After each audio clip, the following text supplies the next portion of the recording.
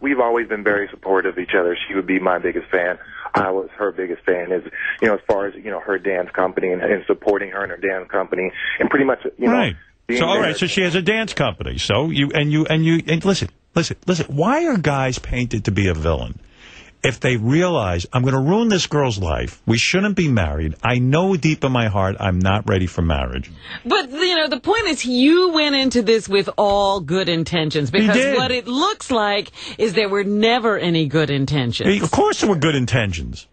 I mean, listen. That's unfortunate. And right now, because people are bad, and she has a lot of friends, and there's a lot of people saying negative stuff, about me and making up stuff, and, trying to destroy my name, and, listen, no, people should say you're a hero. And I'll tell you what, and I'm not making a joke. People should say you're a hero. This is what we should admire in our society. And he's saying, listen, I've got real doubts here, and I know it's embarrassing. It's the night before the wedding, blah, blah, blah, blah, blah. It's high profile. I could just go through with this and try to make the best of it. This is what men should do. This is what women should do. Be honest with the person. But did it have to go that far into it, Howard? It happens sometimes. No, that's the sad thing, and I think that's why I'm giving, her a lot of, being given a lot of stuff. It's not because, it ended a week before. Like I said, if we would have gone through with it, and I got married, and we would have got divorced 6 months later, none of this stuff would have been story. None of this would have been a big deal. Right. And everyone's acting like they can't believe I got married. Again, the divorce rate in America is over 50%. When we talk about professional athletes, it goes to like about 80% of professional athletes, after they're done playing, get divorced. So the fact that, my parents have been married for 20-something years, going on 25 years. Her grandparents, who, she loves, have been married for 50 years. So it's like, for us to take this very seriously, and for myself to take it, I just couldn't move forward. In this you did the right thing. Listen to me. I think that it's important that everybody know he was taking it very seriously. Yep, I think he should be commended. That's what I said yesterday. That's why I wanted to get you on the air. He doesn't want to be the victim of divorce. Hey, by the way, Richard, I'm worried about you. Why? Because I'm reading in the paper. Now, listen, you make good money. You signed a 6-year, $78 million contract with the Nets. You got money. But I was really disturbed. First of all, it said it was a $2 million wedding. That's at false. the Mandarin Oriental. That's false. Like, when I was actually listening to your interview yesterday, because I'm a big fan, Howard 101, Howard 100. Thank you. Big fan. So when people were saying, "Oh, Howard's talking about you," and they're like, a $2 million wedding. That's just not true. It just makes for a better story when you make this up. I didn't spend a quarter of that on this wedding. You know what I'm saying? So, all right. And what about these so-called buddies of you? Why are you giving them your black Amex card? I did not give them my black Amex. A bunch of my friends who, again, had been coming to visit me for years when I lived there for 7 years, who were good friends of hers, good friends of mine, they were out in New York partying. Everyone assumed that, because I had to pay, we finished paying for the dinner so Keisha could have, whoever came in town, part of her family.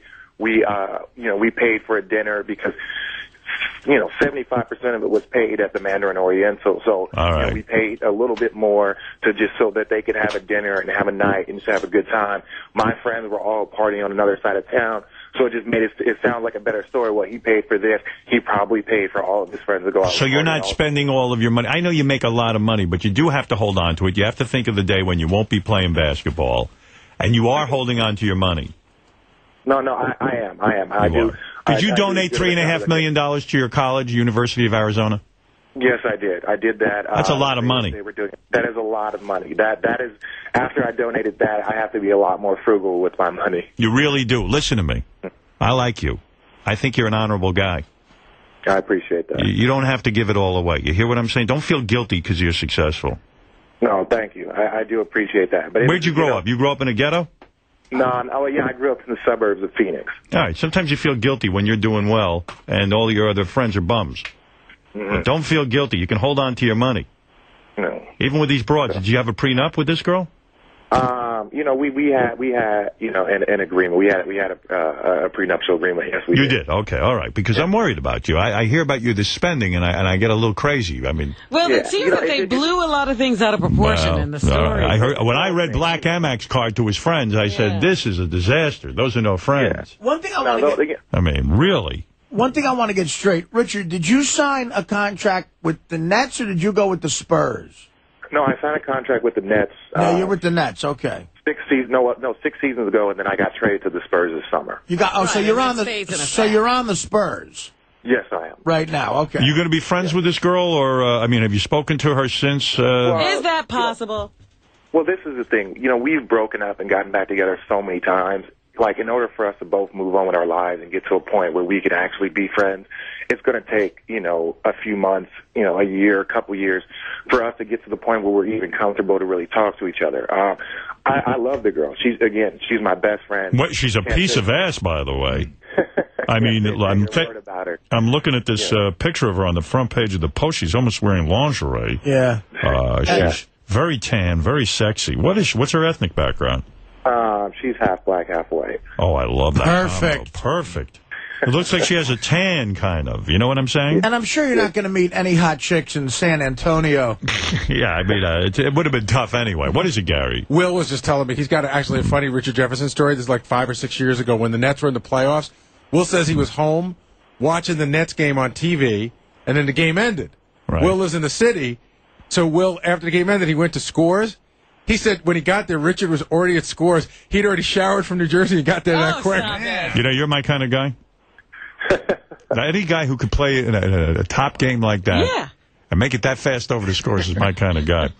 Hey, well, Richard, the funny thing is that Keisha was probably with me while I was there. No, I don't doubt it. Listen, Keisha, you know, she sounded like a nice girl. I feel bad for the both of you that it didn't work out, but I want to reiterate, this guy did the right thing. But he's doing the smart thing now. They're going to stay away from each other, because that's how they kept getting back into it. Yeah, they obviously, when they are apart, listen, there's obviously an attraction there. Right. But he knows that he's not... It's like kryptonite. He's not feeling that he can be in a solid marriage right now. And just he told the love her, isn't conquering all. That's right. So she'll be set up. Listen, like he said, she's got a dance studio now. He gave her a couple $100,000. She's going to be able to go dance studio and maybe fix it up a little bit. You did the right thing. There's nothing to be ashamed of. And don't let people screw with your head. No, I appreciate that. I'm just, again, like I said, I was just trying to do the right thing. Sure. Help her move on with her life. You know, she puts a lot on hold, you know, when you're trying to build a relationship, trying to build a family. And so, you know, when that ends, you know, you give them something here so they don't have to worry about that stress. Go, you know, move on with your life, find somebody else you love, get a job, get an apartment, and do that whole thing. I think there's a book here. I think you have a book to tell people how not to go down the wrong road just because... Well, listen, I didn't know Richard, but I read this story and I said the press is trying to vilify him. They're trying to take him and say he's doing something horrible. And I had to step in because he didn't do something horrible. It's the same thing when you see a gay man who is closeted marry a straight woman. And he says, I'll straighten up after we get married. If a guy marries a girl and he's having doubts, even the night before, he should tell her, rather than be humiliated into marrying her and then having to divorce her in a year.